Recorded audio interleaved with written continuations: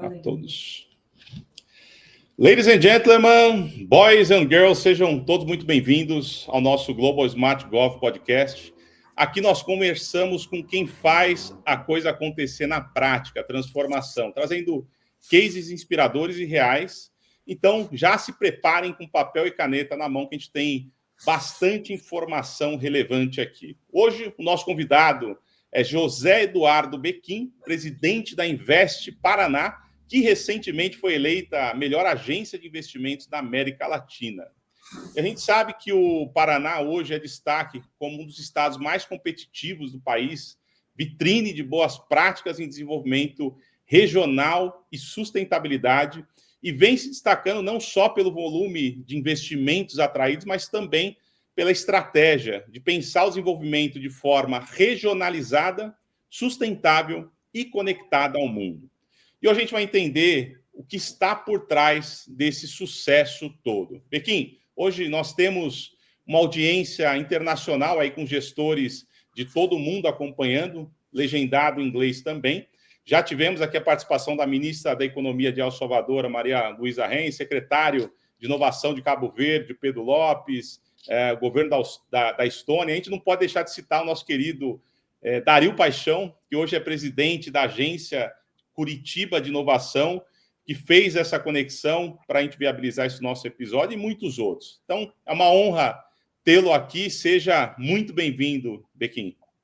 Bom, Felipe, para mim é uma honra estar aqui podendo falar com vocês, estar podendo falar um pouco sobre a Invest Paraná e principalmente do nosso estado, né? O Paraná hoje, que tem se tornado uma referência, tem se tornado um modelo de boas práticas e governança. Estou à disposição.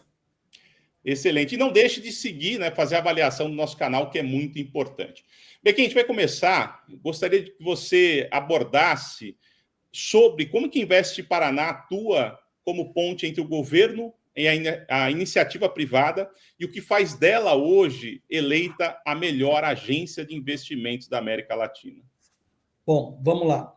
Em 2018, acho que tudo tem um começo, né? Em 2018, quando o então candidato Carlos Massa Ratinho Júnior me convidou para fazer parte da equipe, ele pediu para que escrevesse umas poucas páginas para a gente falar sobre o setor produtivo.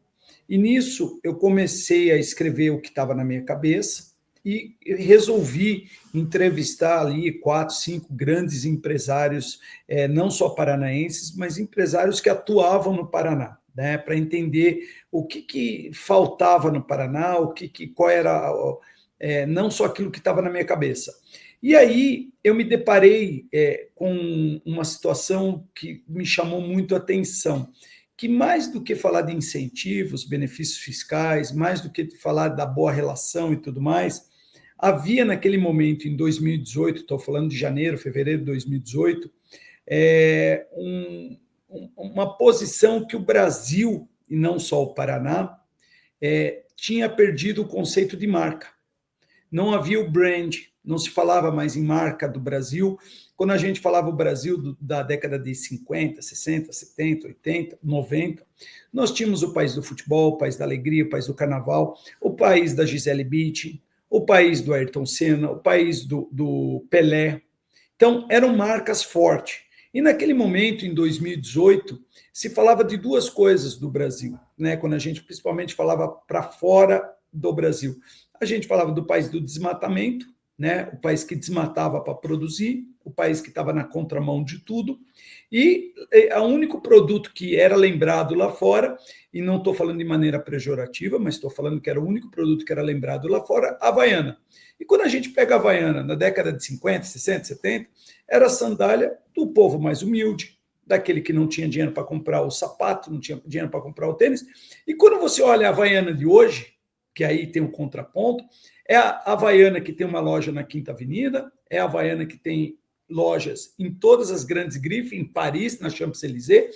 Então, significa o seguinte, que o conceito de marca, ele é importante, tá?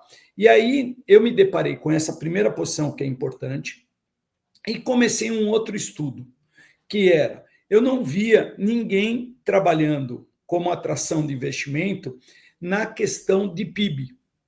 Porque quando você vai falar de PIB, né, de GDP, né, para o pessoal de fora, a gente está falando de uma coisa chamada o seguinte, não só de transferência de renda, mas a gente está falando de economia, economia na veia. Então, os dois grandes pilares da Invest Paraná, marca, brand, Paraná, e aumento e melhorar o PIB dentro do Paraná. Marca. Desde 2019, lembrando que nós tivemos 2 anos de pandemia, nós fizemos 49 missões até hoje, sendo que 39 foram missões que nós fomos para fora e 10 missões o caminho inverso. Nós recebemos missões de várias partes do mundo aqui para dentro. Conseguimos construir uma capilaridade de mais de 17 escritórios, hoje com conexão com a Invest Paraná, né, vendendo o Paraná lá fora e trazendo oportunidades de vários países aqui para dentro. E no PIB, o PIB do ano de 2018 era um PIB, o Paraná estava num PIB de 415, 420 bilhões. E você pega o PIB do ano de 2024, nós chegamos em 730, 740 bilhões e vamos terminar 25 perto ou passando um pouquinho dos 800 bilhões. Significa que a gente praticamente, ao longo desses 6 anos, dobramos o PIB.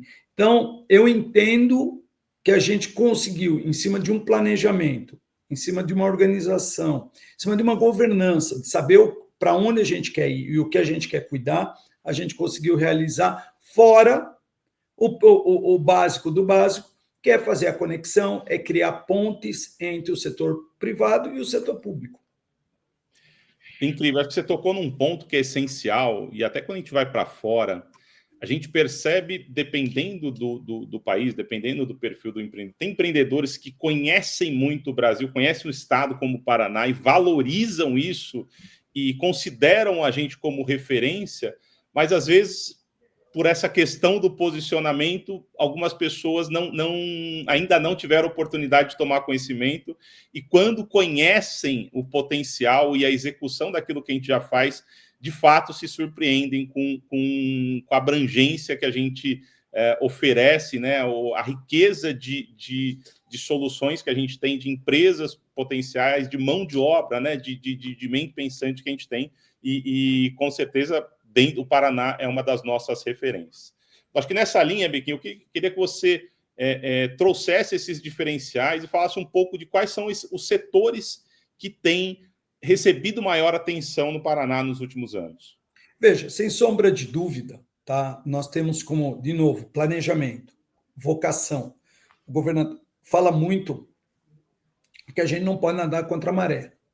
Tá? Então, veja, eu não vou trabalhar minerais no Paraná, não quer dizer que eu não trabalhe minerais aqui, mas minerais é de Minas Gerais, é onde tem as jazidas, que tem a vocação, que tem...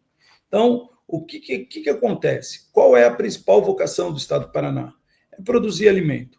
Então, o mote de que o Paraná quer se tornar o supermercado do mundo não é uma brincadeira. Né? O painel que vocês têm próximo do aeroporto é incrível, né? Por quê? Porque o que acontece? O Paraná, no mundo, é o lugar que mais se produz em quantidade por metro quadrado e mais se produz diversidade, né, em alimentos. O governador, em 2018, na primeira eleição, ele virou até um meme na internet, quando ele falava que do grão a gente transformaria em ração, a ração transformaria em proteína, né, a galinha, e a galinha a gente transformaria ou em nuggets ou em hambúrguer. Isso virou uma piada. Porém, essa piada colocou o Paraná hoje dobrando o PIB. Essa piada fez com que o Paraná se tornasse o maior produtor de proteína do Brasil. Nós somos o maior produtor de proteína animal. Como dados, a gente fala proteína animal, o pessoal vai falar, gado. Não, gado nós somos o 4º, 5º maior produtor. Mas, por exemplo, quando você coloca o frango, o Paraná, para você ter ideia, ele produz algo perto de 3 bilhões de frangos por ano. 3 bilhões de frangos por ano. São 100 milhões de aves assim de uma tacada. Nós somos o segundo maior produtor de suínos hoje. Em 2 anos, nós vamos passar Santa Catarina pelos frigoríficos que a gente abriu e pelas granjas de suínos que estão sendo construídas. Nós somos o maior produtor de peixe de água doce, tilápia. Então, o que acontece? Nós começamos a trabalhar muito forte a vocação. O Paraná é o segundo maior produtor de grãos do Brasil. Porém, mesmo sendo o segundo maior produtor de grãos, hoje nós somos importador do Mato Grosso do Sul de milho. Por que nós estamos importando milho? 2 razões. A primeira, nós precisamos de mais milho para criar as nossas aves, os nossos peixes e os nossos suínos. Então, nós precisamos de milho para ração. Segundo, hoje já se tem, já é notório que o metanol através do milho e que pode se tornar SAF, que é o combustível de aviação, ele é muito melhor ser produzido do milho do que da cana-de-açúcar. Então, o Paraná vem industrializando, verticalizando principalmente a questão do agronegócio. Com isso, se tornar o supermercado do mundo, mas não só em alimento. Se você pegar mandioca, através da fécula da mandioca, você produz inúmeros produtos, até o produto que é o protetor na questão das petrolíferas, né, que usa o produto como um protetor nas águas profundas. Então, assim, o Paraná trabalhou muito forte esse negócio do supermercado do mundo. Então, esse, vamos falar, seria a nossa locomotiva.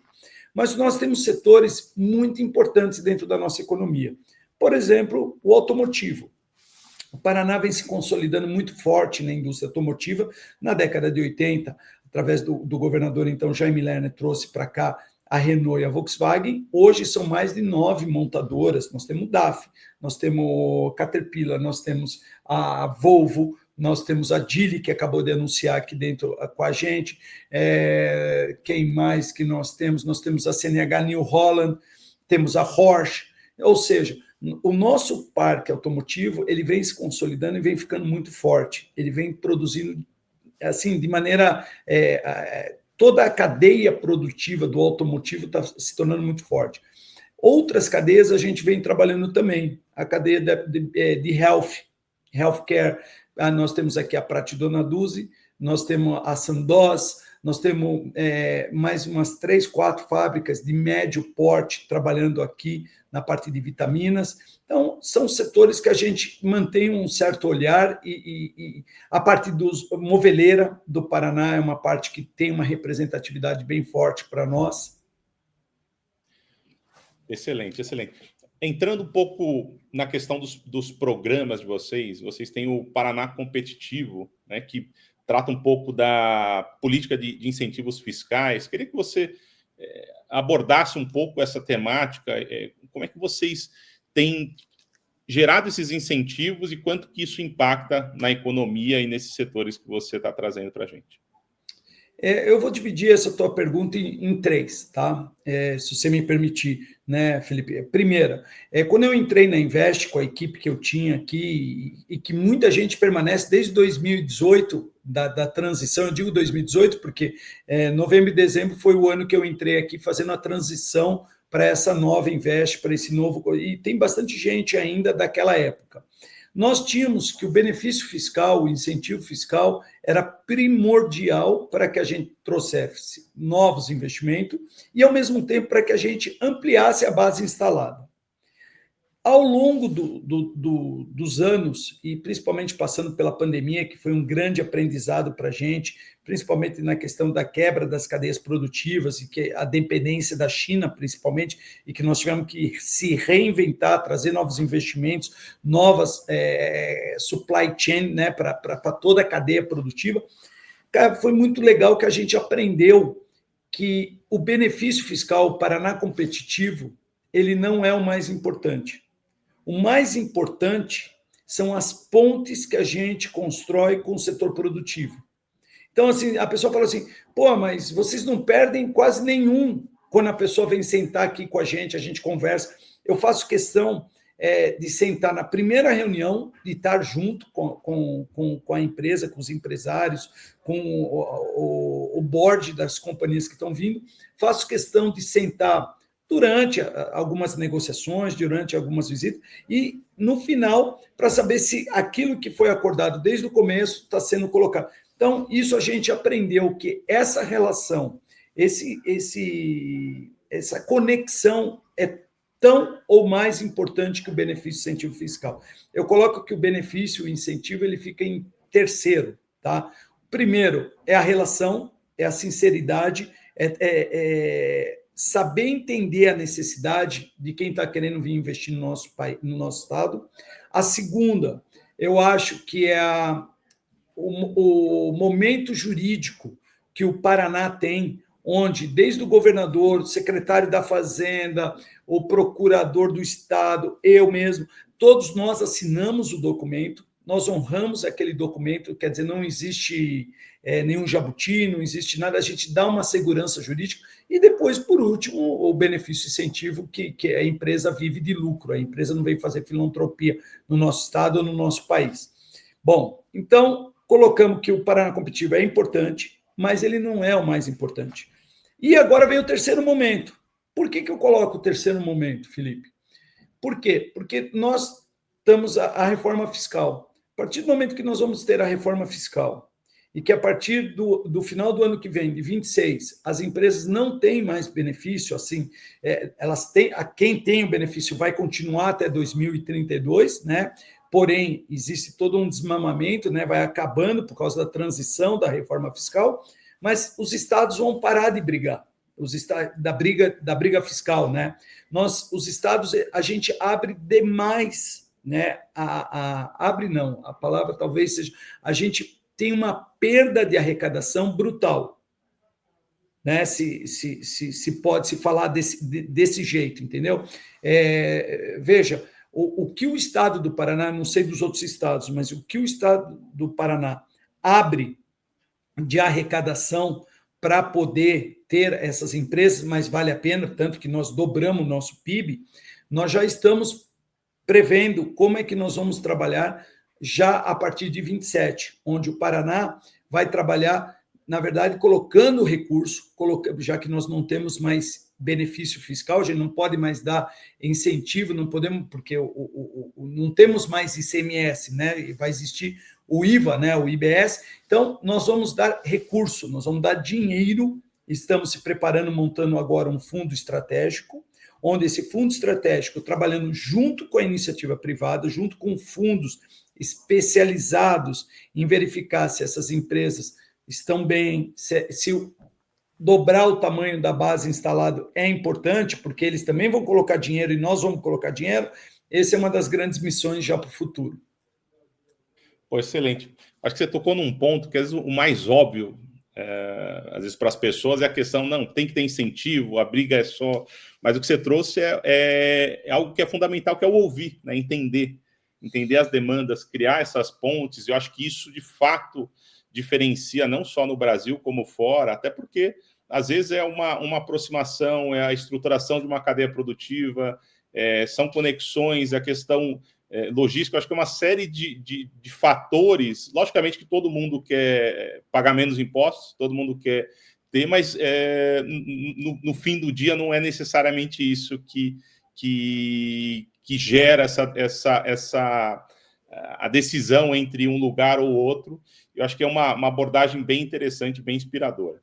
Bequinho, acho que nessa linha, eu queria que você falasse um pouco da questão da atratividade também para as pequenas empresas, né? Acho que a gente tem esse mix entre o pequeno e o grande, até dentro das cadeias produtivas também a gente sabe dessa relevância. Eu queria que você abordasse de que forma que vocês tratam essa relação do fomento ao pequeno e ao grande para gerar esse resultado na ponta, no final.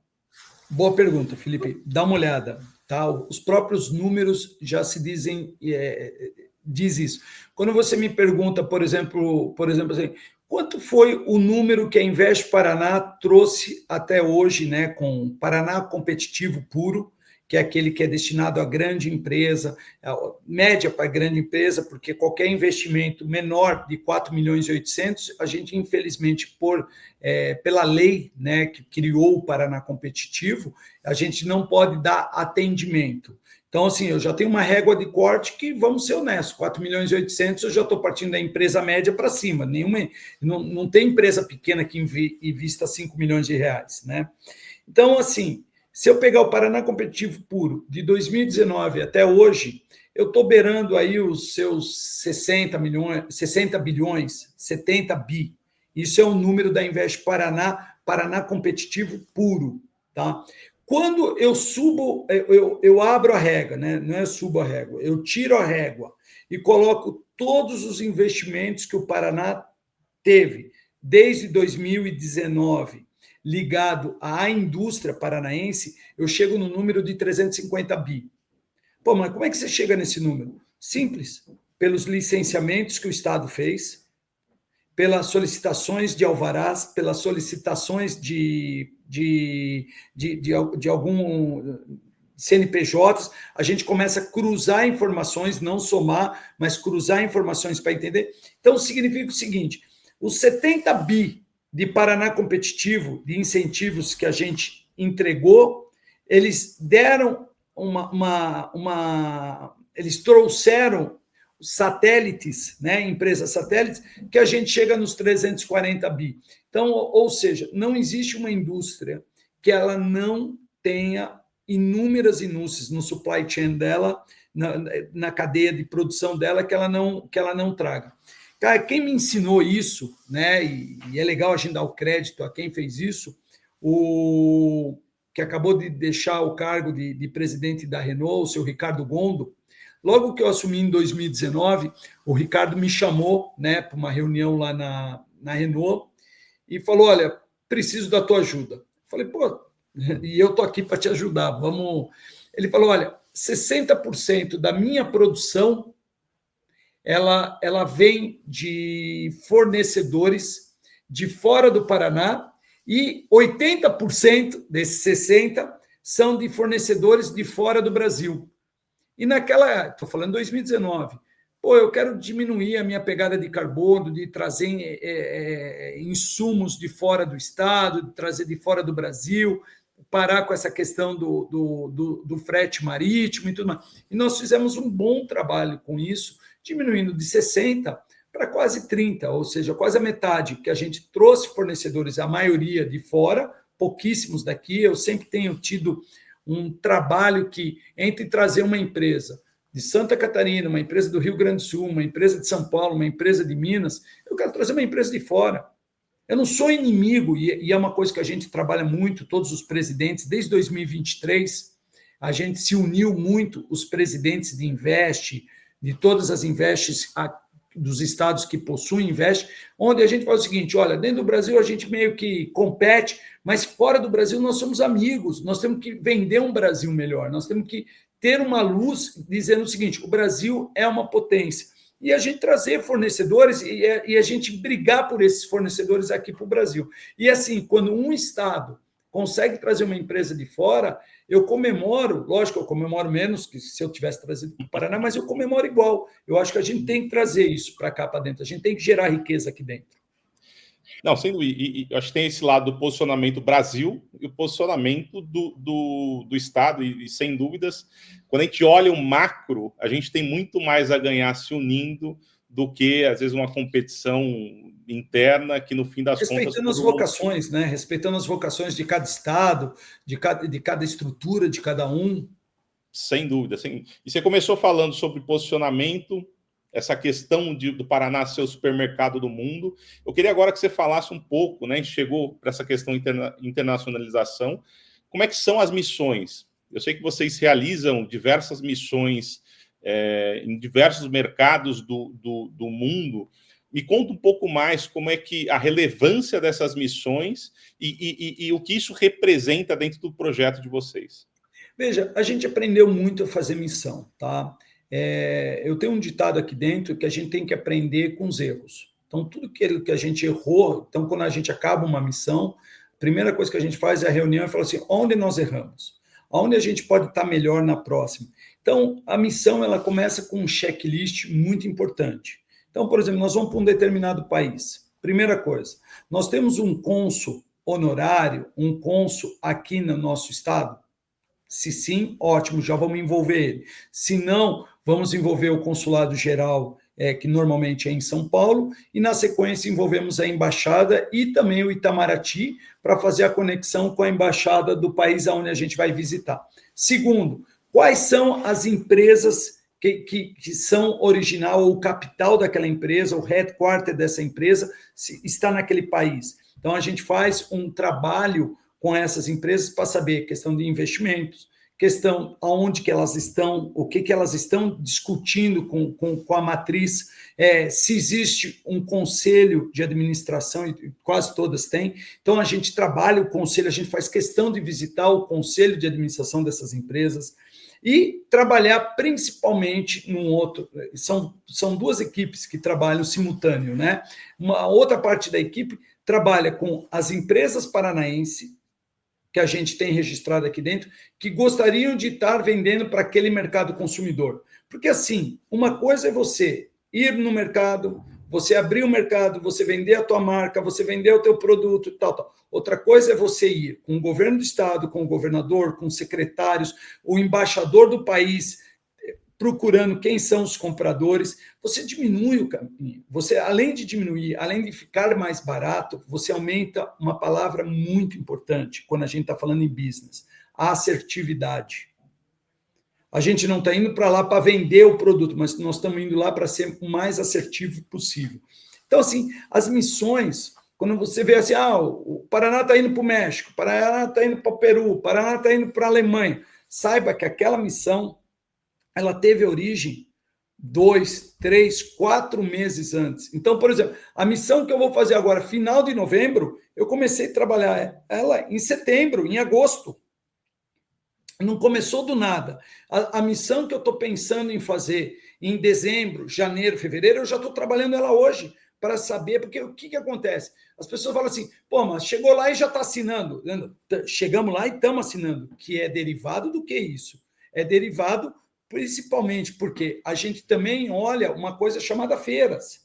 Então, a gente está indo para aquele país, mas nós estamos indo em qual semana? Na primeira ou na segunda semana do mês? Estamos indo na segunda. Mas peraí, na quarta semana tem uma grande feira. Como é que nós vamos para um país onde, depois de 2 semanas, vai ter uma grande feira de um setor que faz parte da vocação do Estado do Paraná? Então, o Paraná não erra nisso, entendeu? A gente já errou. Hoje, a gente não é louco de chegar num país, e eu vejo isso acontecendo de muitos estados, muitas cidades, infelizmente. Chega no país, mas hoje é feriado, amanhã, são 2 dias de feriado. Cara, você não estudou o país que você está indo? É mais ou menos ir para a Índia e querer vender carne de vaca na Índia. Mas acontece. Mas é um tema importante esse, porque às vezes o pessoal fala assim, a missão é a feira. Né? E grande parte das relações concretas tem que acontecer nos bastidores. Até às vezes tem alguma fricção geopolítica, ou, enfim, N formas. Veja, eu achava que fit cultural era uma coisa meio... esquece que isso aí não é nada. Não, você estudar o fit cultural da cidade, do país que você está indo, da cidade também que você está indo, mas do país, para você não fazer nenhuma gafe, para você não fazer nenhum erro, e você saber até onde você pode ir, até onde você deve ir, vestimentas e tudo mais. Então, assim, o Paraná hoje, e assim, eu não vou falar que a gente dá aula, não é questão de dar aula, é questão de a gente tentar ser sempre o mais assertivo possível.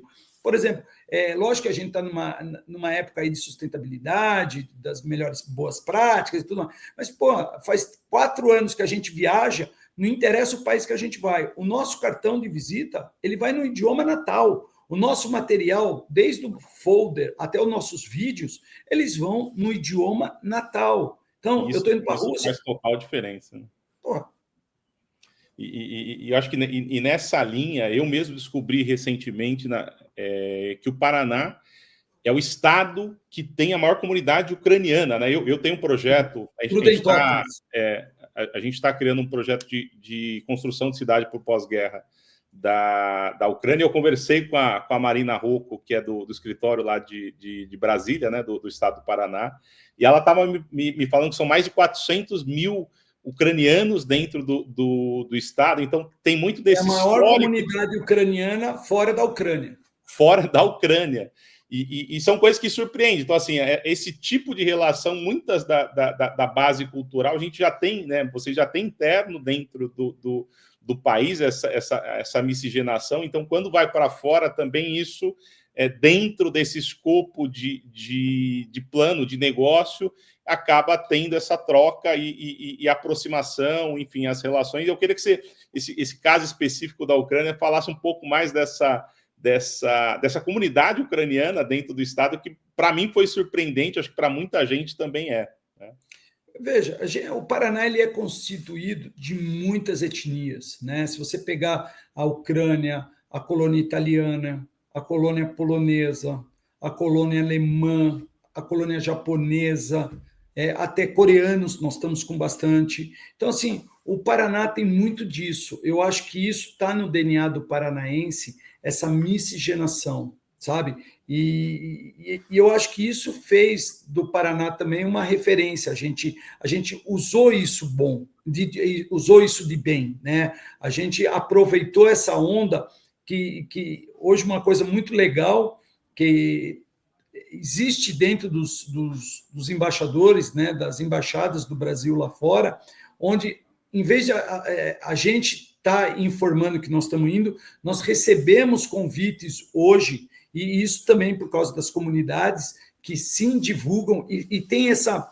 Lembra que eu falei que a gente trabalha muito a questão do brand, da marca Paraná? A marca Paraná, as pessoas, as colônias, os descendentes que hoje vivem no Paraná, eles têm orgulho de estar vendendo Paraná, que antes não tinha.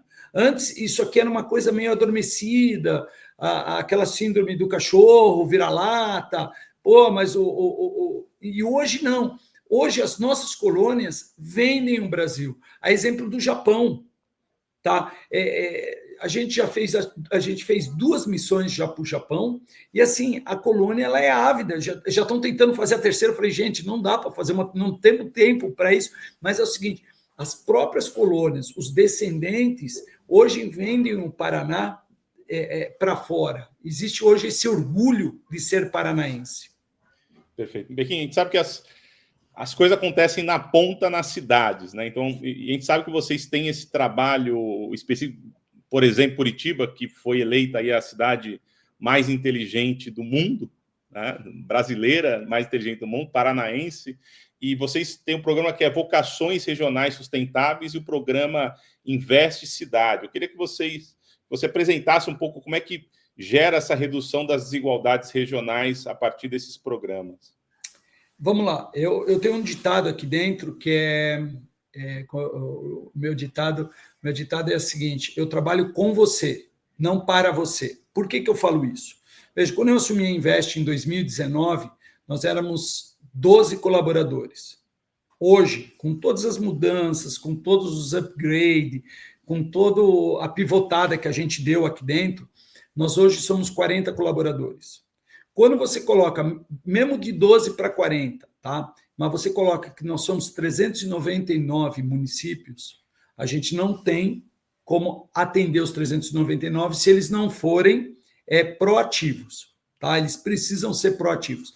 E nisso nós criamos dois programas, como você falou, o Vocações Regionais, que é o seguinte, não adianta a gente pegar a turma do litoral, né, da região do litoral, que são artesanais, que produzem, por exemplo, muita banana, muito maracujá, turismo, e a gente achar que eles vão competir com Curitiba e região metropolitana, ou que eles vão competir com Foz do Iguaçu, com Maringá, com Londrina. Então é o seguinte, a gente tem que pegar qual é a vocação de cada um, trabalhar essa vocação, preparar eles para vender regionalmente, preparar eles para vender nacionalmente, e hoje nós estamos conseguindo, algumas comunidades, vender internacionalmente, pegar produtos. Eu falei do nosso litoral, mas eu vou falar, um produto maravilhoso do nosso litoral é a bala de banana, que quando a pessoa mastiga uma, não consegue deixar de comer a segunda, a terceira, a quarta, dificilmente... Já caí nessa cilada, viu, Bequinho? Então, agora você leva a bala de banana, agora você tem que preparar. São 2, 3 fábricas que tem no nosso litoral só, para que eles internacionalizem seu produto, que vai desde a embalagem, a comunicação, e assim vai. E tem inúmeros produtos. Então, acho que a vocação regional, trabalhar isso regionalmente, nacionalmente e chegar no ápice de trabalhar internacionalmente é maravilhoso. Eu acho que é motivador. E quando você coloca o Invest Cidades, o que a gente fez? Eu chego para os prefeitos, hoje dos 399 municípios, são pouco mais de 110 municípios, né? Eu gostaria que fosse os 399, mas não são 110, 120 municípios, onde eles instituem 2, 3 pessoas que recebem da Invest Paraná toda a certificação de graça para serem mini Invest Londrina, Invest Guarapuava, Invest Maringá, Invest Ponta Grossa, onde a gente ensina a eles tudo aquilo que a gente aprendeu, tudo aquilo que dá certo. Na verdade, tem um ditado também que eu falo o seguinte: vamos fazer erro novo. Erro velho, deixa para os outros. Aí é burrice. Então, vamos fazer erros novos, não vamos enxugar gelo. Então, assim, esse é um programa onde, quando o município acerta, e eu tenho um exemplo, se você me permite, a cidade de Pinhém, né, que pouca gente sabe onde fica a cidade de Pinhém. Uma cidade com, sei lá, 8 mil, 10 mil pessoas. Veio o prefeito, o que eu posso fazer para trazer para minha empresa, para minha cidade? Falei, olha, prefeito, você tem aí a Arauco, que é a única indústria grande, gigantesca.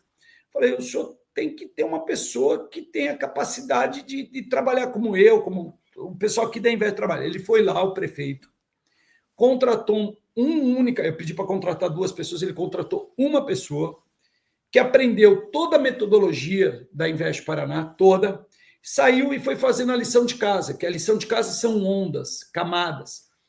Ele fez a primeira camada, fez a segunda camada. Na segunda camada, ele ligou para nós aqui, descobri que tem uma startup dentro aqui de um programa da Arauco, e tem essa empresa, eu acho que ela tem um futuro. Falei, traz aqui. Trouxe o executivo da startup, a gente conversa daqui, conversa de lá, uma startup. Conversa daqui, conversa de lá. O que nós descobrimos da startup? A startup na cidade de Pinhém, nada mais, nada menos, era uma empresa chamada Unilim, que ela no Brasil, ela já detém 45%, 46% de todo o piso vinílico e amadeirado. Fora do Brasil, na Europa, ela tem 60%, 58% de todo o piso, fora as patentes e tudo mais. Está fazendo um investimento de 100 milhões, 150 milhões em Pinhém. A quantidade de funcionários que ela vai contratar para os próximos 2 anos em Pinhém, tanto que eu fui com o governador para a Bélgica, que a matriz dela é na Bélgica, o que ela vai contratar é o dobro, o salário dos funcionários, não estou falando do faturamento dela, o salário dos funcionários, dos 300 funcionários iniciais, que ela já está em obra, já inaugura acho que em mais uns 8 meses, inaugura a fábrica. O salário dos 300 funcionários da Unilim é maior do que o PIB do município.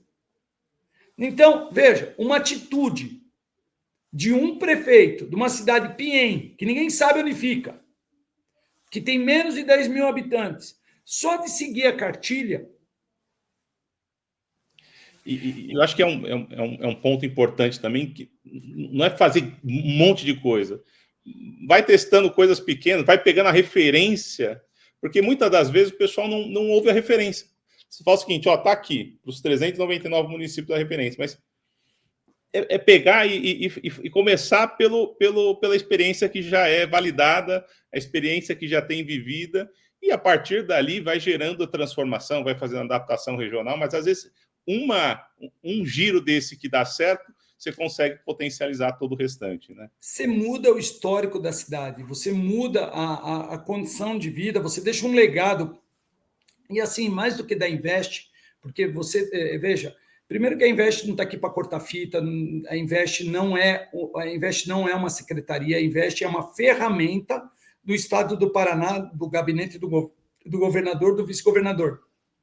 Mas um prefeito, se ele quer deixar um legado para a cidade, para o cidadão, cara, é muito fácil. A gente tem um script, e é um script que não é meu, que não é da Invest, é um script do Paraná e do Brasil. Olha, se fizer assim, a coisa funciona. A chance de dar errado é muito pouco. Hoje a gente já olha, como o pessoal fala assim, só do jeito da pessoa entrar na Invest, a gente já sabe se vai dar certo, se vai dar errado, ou onde a gente tem que fazer as correções para não... Mas, assim, é muito legal. E veja, não tem um dia que a gente não vem aqui para Invest para ensinar e para ajudar. Perfeito. Para a gente fechar nosso papo, o Paraná tem se tornado referência na questão de sustentabilidade. Todo mundo fala de sustentabilidade, mas na prática, como é que isso tem se tornado um diferencial real competitivo do Estado dentro do Brasil e também nas relações internacionais? Vamos lá, de novo, vamos entrar no tema de governança. Isso é governança. Quando nós começamos o trabalho em 2019, uma empresa para chegar aqui e ela pleitear benefícios científicos fiscais em 2019, ela tinha que mostrar qual era o investimento, quantos funcionários ela ia contratar e quanto que ela ia aumentar a arrecadação do Estado. Ponto. Eram esses os fatores que a gente olhava. Cara, em 2019 me deu um clique, principalmente esse negócio de desmatamento, esse negócio de que a gente desmatava demais para produzir. Eu coloquei aqui dentro algo que era o seguinte: a empresa, para pegar benefícios científicos fiscais, ela tinha que apresentar o quarto elemento, que era o quanto ela era sustentável. Então, por exemplo, ela usa água de reuso, ela tem fontes de energias alternativas, e assim vai. Quanto que ela é poluente? Como que ela trabalha a questão ESG? Em 2019, a Invest Paraná, junto do governo do estado, a gente criou o primeiro comitê público-privado de ESG, onde a gente linkou secretarias com grandes empresas para trabalhar o negócio do ESG. Então, nós tínhamos 15 secretarias com 15 empresas, 15 executivos das empresas, capitaneado pelo governador, pelo Arthur do Boticário, onde a gente trouxe tudo que as empresas tinham de melhor da questão do ESG. Nós temos os cadernos de ESG e tudo mais. Trazendo de 2019 para hoje, isso dentro da cultura, tá, do Estado. O Estado foi 4 vezes seguido dentro do ranking dos estados, né? É o estado mais sustentável do país. Mas é o estado mais sustentável por quê? Porque a gente faz a lição de casa. A gente foi um dos primeiros estados a assinar o Race to Zero para diminuir, correr na corrida da descarbonização do estado. Criamos recentemente o Banco Verde. Essa do Banco Verde é ótima. Eu não vou te falar a empresa porque não é legal, mas eu fui visitar uma empresa que sim tem uma pegada poluente muito forte, mas ao mesmo tempo ela tem uma política de descarbonização.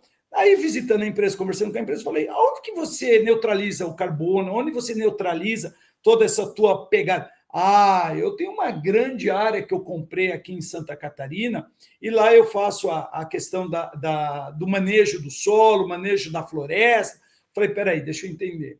Você empreende no nosso estado, você tem a pegada de carbono aqui, você polui o nosso estado, e você descarboniza em Santa Catarina. Foi um case. Aí eu peguei, olhei e falei: não, vamos parar com isso. Então, um delta daquilo que nós damos de Paraná competitivo, que a gente dá de incentivos fiscais, a empresa tem que investir, e é pouco, é 1%, 2%, a empresa tem que investir em políticas de sustentabilidade no nosso estado. E parte desse dinheiro vai para onde? Esse dinheiro vai para aquelas propriedades que hoje uma propriedade rural, para ela ter o CRA, né, que é o certificado de registro agrícola lá, ela tem que ter no mínimo 20% da área preservada. Então, o cara que tem lá 5 hectares, né, que o cara tem 50 mil metros quadrados, então o cara tem 50 mil metros quadrados, 10 mil metros quadrados, ele é obrigado a manter improdutivo. Tem também, então, esses 20%, 22%, 23%, quanto mais o cara preservar, mais ele recebe dinheiro do Estado, que vai vir da iniciativa privada, para preservar as áreas verdes, preservar as nascentes. Então, o Paraná tem no DNA dele essa questão da preservação junto com a iniciativa privada. Eu não acredito, tá, em pegada de sustentabilidade, pegada de preservação, sem o envolvimento da iniciativa privada. Excelente. José Eduardo Bequim, presidente da Invest Paraná, trouxe inspirações incríveis trazer alguns highlights. Sustentabilidade como valor, questão do posicionamento essencial dentro do Brasil, fora do Brasil, a questão da relevância dos trabalhos dos bastidores para quando chegar, não é a missão, é a relação de longo prazo construída, que isso gera, de fato, valor para toda essa cadeia, seja para startup, seja para grande empresa, e são jornada e não sprint, né? Eu acho que é uma relação de longo prazo. Então, são projetos, são programas, mas principalmente são relações humanas que, de fato, inspiram e fazem com que a agência Invest Paraná se torne a mais conceituada, aí, né, premiada na América Latina. Então, Eduardo Bequim, obrigado pela participação, pela contribuição, pela inspiração para os nossos ouvintes aqui, o pessoal que interage com a gente no Brasil e no mundo. Muitíssimo obrigado por tudo isso. Eu que agradeço, Felipe. E quem ainda não conhece a Invest, que venha nos visitar, venha conhecer essa equipe maravilhosa que eu tenho aqui.